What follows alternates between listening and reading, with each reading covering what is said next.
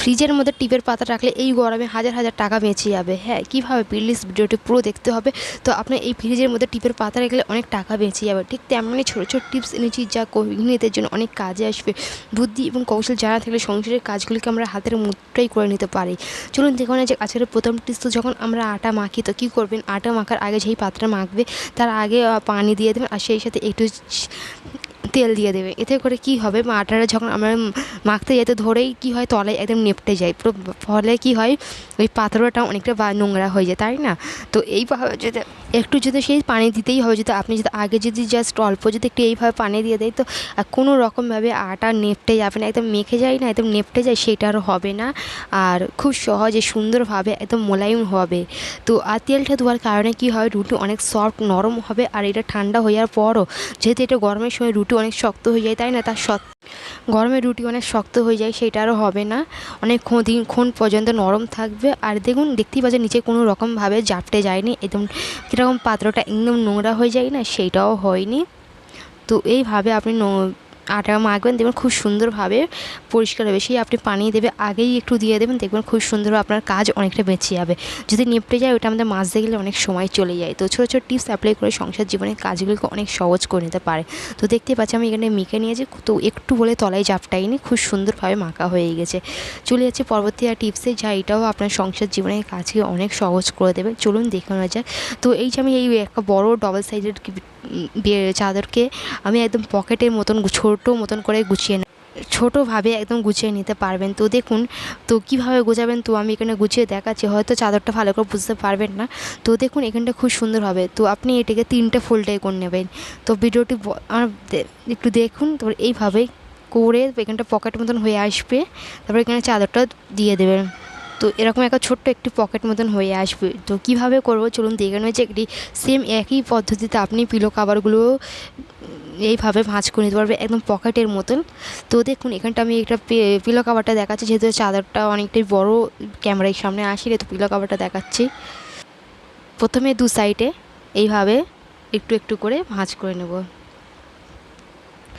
তো সিম্পল একটি tips, just একটু বুদ্ধি খাটিয়ে আমরা কাজগুলোকে অনেক সহজ করে নিতে পারে এবং স্পেসটা অনেক সেভ হয় যদি ছোটো ছোটো করে যদি এইসব জিনিসগুলো গুছাই। দু সাইডে ভাঁজ করে নেওয়ার পর আবারও একটি ভাঁজ করে নিয়েছি, তারপরে এটাকে 3টি এইভাবে নিচের দিক থেকে ফোল্ড করতে করতে চলে এলাম। তারপরে এখানে আরেকটু আমি ছোটো করে নিচ্ছি, আর যাতে আরও ছোটো চাই।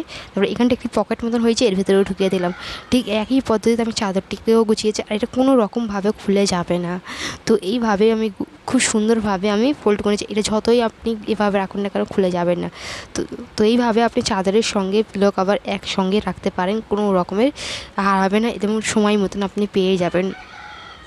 চলে যাচ্ছে আপনারও কি কন্টেনারে একদম এয়ার টাইট নেই? তো আপনার এয়ার টাইট কন্টেনার না থাকলে একদম ভেতরের জিনিসগুলো একদম খারাপ হয়ে যায়, তাই না, ময়েশ্চার ঢুকে গিয়ে। তো আজকের এই আপনি এয়ার টাইট কন্টেনার না যদি থাকে, আপনি এরকম যেই কন্টেনারগুলো আছে সেগুলো একটা ফেলে দেবেন না। আমি একদম খুব সুন্দরভাবে আপনি এই কন্টেনারটাকে খুব সুন্দরভাবে আপনি এয়ার টাইট করে নিন। তো আপনি যে কোনো একটি টেপ নেবেন, যেখানে মাস্কিং টেপ নিয়েছি, যেহেতু এটা অনেকটা শক্ত এবং মোটা হয়, তো আমি এখানে মাস্কিং টেপ নিয়েছি। এই টেপটিকে এইভাবে চারিদিকে আমি লাগিয়ে নেবো, পুরো একদম কন্টেনারটা একদম এয়ার টাইটভাবে কন্টেনার হয়ে বাইরে কোনো ময়েশ্চারের ভেতরে আসতে দেবে না। যেহেতু এই গরমের সময় অনেক সমস্যা আছে, যে কোনো কন্টেনার যেমন চিনি বা দুধের বা আরও অন্য যদি কন্টেনার থাকে সেগুলো যদি ময়েশ্চার ঢুকে যায় তো খারাপ হয়ে যায় ভেতরের জিনিসগুলো।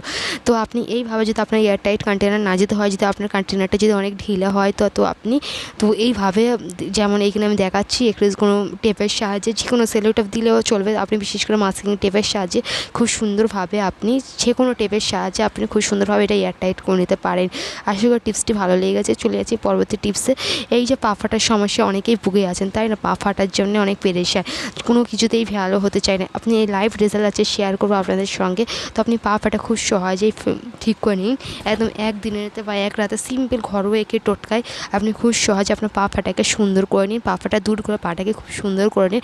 কীভাবে করবেন চলুন দেখে নেওয়া যাক। এই তো প্রত্যেক বাড়িতে এই ইনগ্রিডিয়েন্টসগুলো আছে, যা আপনি আজকে আমাদের সঙ্গে শেয়ার করব। ভ্যাসলিন তো প্রত্যেকের বাড়িতে আছে। ভ্যাসলিন পা ফাটা দূর করতে এবং পাকে ময়শ্চারাইজ করতে খুব সুন্দরভাবে সাহায্য করে, এবং পায়ের ময়লাগুলোকে দূর করে পাটাকে নরম কোমল মোলায়েম করতে খুব ভালোভাবে সাহায্য করে। আপনি আর এই যে বেকিং সোডা, যা মিষ্টি সোডা নামে পরিচিত, যা আমাদের রান্নাঘরে প্রত্যেকের বাড়িতে আছে, তো এই বেকিং সোডাও ক্লিনিং করতে এবং পা ফাটা দূর করতে খুব ভালোভাবে কাজ করে। তো এই দুটি উপকরণ ভালো করে মিক্স করে নিয়ে একটা স্মুথ পেস্ট হয়ে আসবে, এতে কোনো রকম আর কিছু দিতে নিতে হবে না। তো আপনি কি করবেন, প্রথমে হাতে পায়ে লাগিয়ে নেওয়ার পর তারপরে এরকম একটি যে কাপড় থাকে, হ্যান্ড গ্লাভসগুলো থাকে, এগুলো পরিয়ে নেবেন। তো এইভাবে পরিয়ে নেবেন কিংবা পলিথিন পরিয়ে রেখে দেবো যেখানে যেখানে আপনার পায়েতে। তো আপনি পা ফাটার জন্য এটা পা ফাটিয়ে রেখে দেবেন। তো ওভারনাইটের জন্য রেখে দিতে পারেন তো ভালো। তো সকালে উঠে দেখবেন আপনার পা ফাটা খুব সহজে দূর হয়ে আসবে এবং আপনার পা অনেক সুন্দর এবং নরম মোলায়েম হয়ে আসবে। তো অবশ্যই এটা সলিউশনটি লাগানোর পর আপনাকে অবশ্যই পলিব্যাগ পায়েতে দিতেই হবে। তো আমি এখানে এটা দিয়েছি। তারপরে আপনি হাতটাকে দেখবেন এত ময়শ্চারাইজ এবং আপনার পা ফাটা একদম চিরতরে দূর হয়ে আসবে। চলে যাচ্ছি পরবর্তী রেমেডি বা টিপসে। মনসুন সিজন তো প্রায় চলেই এলো। আর মনসুন সিজনে এই সমস্যাটা দেখা যায় যে এই যে ম্যাচিসের বক্সগুলো থাকে না, দেশলাইয়ের বাক্সগুলো থাকে, একদম এগুলো একদম ঠিক মতো জ্বলতে চায় না, একদম নরম হয়ে যায়, জ্বলতে চায় না, এর ময়শ্চারাইজ থেকে যায়, থাকে না। তো আপনি কিভাবে একদম করবেন, তো আপনি কি করবেন, এই দেশলাইয়ের বক্সের ভেতরে একটু আপনি চাল রেখে দেবেন। এই চাল রাখলে কি হয়, খুব সুন্দরভাবে এইটাকে একদম নরম হতে দেবে না এবং এর ময়শ্চারটাকে বজায় রাখতে খুব ভালোভাবে সাহায্য করে। তো আমি এখানে একটু চাল, যে কোনো চাল যদি থাকে আপনি জাস্ট এইটুকু দিয়ে দেবেন, দেখবেন কোনো রকমভাবে আপনার দেশলাইয়ের কাঠিগুলো নষ্ট হবে না, আপনি ইউজ করতে পারেন। তো ছোট্ট টিপসগুলো অ্যাপ্লাই করে সংসার জীবনের কাজকে সহজ এবং অনেক টাকাও বাঁচিয়ে নিন। চলে যাচ্ছি পরবর্তী টিপসে, যা ওইটাও অনেক কাজে আসবে।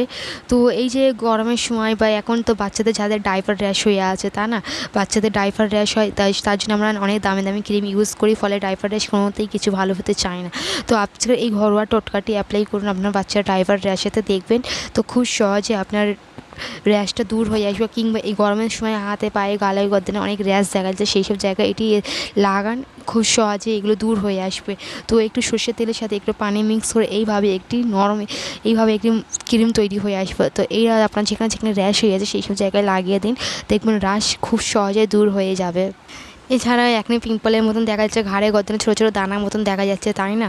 তো সেইটারও জন্য আজকে আরেকটি দেখাবো। তো এটা আপনি অ্যাপ্লাই করবেন একদম সেই জায়গাটা একদম ঠান্ডা ঠান্ডা অ্যাপ্লাই করে লাগান। তো ফ্রিজে রেখে অ্যাপ্লাই করতে পারেন, দেখবেন খুব সুন্দরভাবে অ্যাপ্লাই হবে। অ্যাপ্লাই করে লাগাবেন, দেখবেন খুব সুন্দরভাবে আপনার র্যাশগুলো দূর হয়ে আসবে। আপনার ডাইপার র্যাশ এবং বাচ্চাদের জন্য আর কোনো রকম দামি দামি ক্রিম ইউজ করার জন্য ঘরোয়া টোটকার আগে কোনো টোটকাই নেই। তো জাস্ট এইভাবে আপনার বাচ্চাদের হাত পায়ে যেসব জায়গায় র্যাশ হয়ে আছে লাগিয়ে দিন, জাস্ট লাইভ রেজাল্ট পাবেন, খুব সুন্দর একটি লাইভ রেজাল্ট পাবেন, পাওয়ারফুল একটি রেমেডি। তো আশা করি টিপসটি ভালো লেগেছে। তো এছাড়া অনেক বড় মানুষদের ঘাড়ে গর্দানে ছোটো ছোটো দানা ফুসকুড়ির মতন বার হচ্ছে, যদি একটু কোলগেট লাগিয়ে ওটাকে মিক্স করে ওটা যদি তাদের লাগান, তো দেখবেন তাদের ঘাড়ে গর্দানে ছোটো ছোটো যেই দানাগুলো আছে সেটা দূর হয়ে যাবে। এখানে কোলগেটটা দেওয়ার ক্ষেত্রে এই রেমেডিটি আরও পাওয়ারফুল হয়ে গেল। তো বাচ্চাদের ক্ষেত্রে এটা ইউজ করবে না, বাচ্চাদের ক্ষেত্রে সর্ষের তেল এবং পানিটা মিক্স করে ওদের র্যাশের জায়গায় লাগাবে। এটা বড়োদের ক্ষেত্রে একটু টুথপেস্ট লাগিয়ে তারপরে অ্যাপ্লাই করবেন। তো দেখবেন তাও একদম লাইভ রেজাল্ট পাবে, যত স্কিনে যত র্যাশ ছোটো ছোটো দানা যেসব হয়ে আছে সেগুলো খুব সহজে রিমুভ হয়ে যাবে। তো দেখুন কতটা, যেহেতু কোলগেট আমরা মুখের ভেতরে দেই, তো স্কিনের উপরে দিলে কোনো রকমের সমস্যা না এবং স্কিনের জন্য অনেক ভালো একটি কার্যকর একটি ওষুধ হিসেবে পাওয়া যায়। এই কোলগেট আমাদের ত্বকের জন্য খুবই উপকারী। চলে যাচ্ছে পরবর্তী টিপসে, যা এটাও অনেক কাজে আসবে। তো দেখুন আমি এখানে ফ্রিজের মধ্যে কিছুটা টিপের পাতা দিচ্ছি, যেহেতু এটা গরমের সময়, তাই না? তো তার জন্য আমি টিপের পাতাটা আমি ফ্রিজের মধ্যে খানিকক্ষণের জন্য রেখে দেবো। খানিকক্ষণ রেখে দেওয়ার কারণটা কী সেটা দেখাচ্ছি। দেখুন এই ধরনের যে ছোটো ছোটো টিপগুলো হয় না, খুব সুন্দর লাগে দেখতে।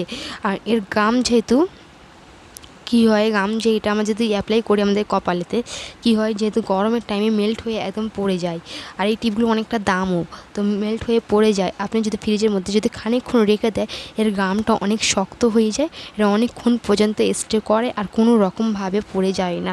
তো দেখুন এই যে হেয়ারে লাগানোর টিপগুলো কিংবা কপালে লাগানোর টিপগুলো, যেহেতু গরমের টাইমে একদম গামগুলো একদম মেল্ট হয়ে পড়ে যায়, তো যদি লাগানোর আগে যদি খানিকক্ষণ আগে যদি আপনি ফ্রিজের মধ্যে রেখে দেন, তো তারপরে আপনি অ্যাপ্লাই করবেন, দেখবেন আপনার অনেকক্ষণ পর্যন্ত স্টে করবে, কোনো রকমভাবে খুলে যাবে না, অনেকক্ষণ পর্যন্ত স্টে করবে। এই ছোট্ট একটা টিপস আশা করি কাজে আসবে। প্লিজ ভিডিওকে লাইক দিয়ে আমার চ্যানেলটিকে সাবস্ক্রাইব করে আমাকে সাপোর্ট করতে পারেন। আশা করি আজকের টিপসগুলো হয়তো একটু উপকারে আসবে। কোন কোন টিপসগুলো আপনাদের ভালো লেগেছে আপনাদের মন্তব্য আপনারা জানাবেন। তো এতক্ষণ আপনি সঙ্গে ছিলেন, তো আপনাকে অসংখ্য ধন্যবাদ। টিপসগুলো অবশ্যই অ্যাপ্লাই করবেন, লাইফের কাজগুলোকে অনেক সহজ করে দেবে। তো দেখতেই পাচ্ছেন কতটা সুন্দরভাবে অ্যাপ্লাই হয়ে গেছে, এটা অনেকক্ষণ পর্যন্ত স্টে করবে।